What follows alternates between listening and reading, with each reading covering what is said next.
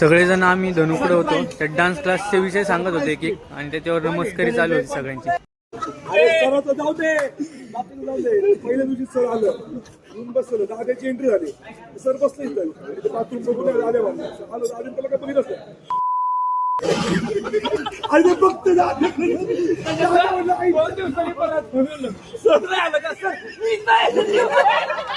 काय बोलायच्या आधी सांगितलं.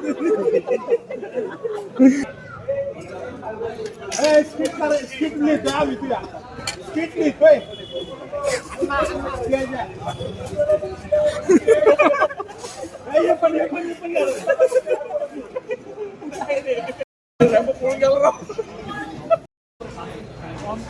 लेवल 1चं जेवण वगैरे झालं होतं. निवांत बसले होते ते.